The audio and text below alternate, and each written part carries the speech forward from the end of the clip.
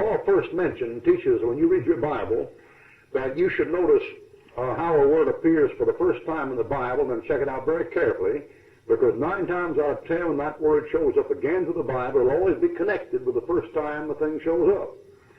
Now let's take Genesis 4 for an example. Now here it says, Adam knew Eve his wife, and she conceived and bore Cain, and said, I've gotten a man from the Lord. And she again bore his brother Abel, and Abel was a keeper of the sheep, but Cain was a tiller of the ground. Now that sets 2 types. Almost every good man in the history of Israel is a shepherd. Abel's a shepherd.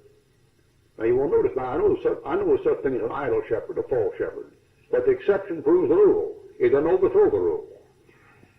Abraham, Isaac, and Jacob were shepherds. Moses was a shepherd. David was a shepherd. Christ said, I am the good shepherd. Abel becomes a type of Christ and a type of a good shepherd. Cain, the tiller of the ground. The ground was cursed, Genesis 3.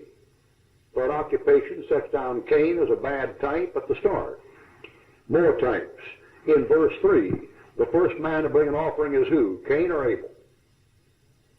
Verse 3. Who brings the offering first? Cain.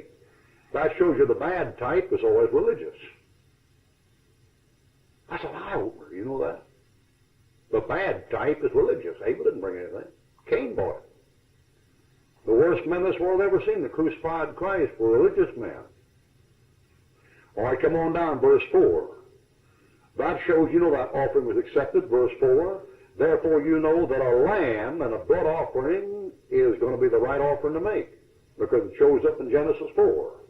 Now let's take old Cain. Verse 11. You got to find a man who is cursed from the earth. Verse 12. You got to find a man who can't make a living farming. Verse 12. You got to find a man who's a fugitive and a vagabond. Verse 14 and 15. You got to find a man who is divinely protected. Cain, and the first time he shows up in your Bible, shows up as a type of man who can't make a living farming. He's protected by God, but he's a fugitive and a vagabond on the earth.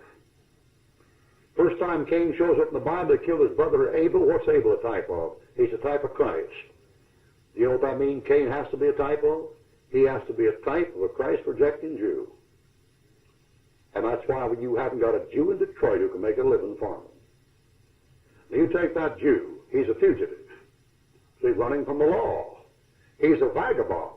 He's scattered all the earth. And he's divinely protected by God. See that thing? You got to watch that law first mentioned. Cain's the first man to have a mark on him.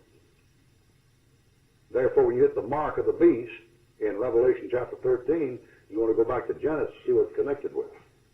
All right, you've been real good. It's after 12. We'll take about one more and then call it a day. Yes, sir.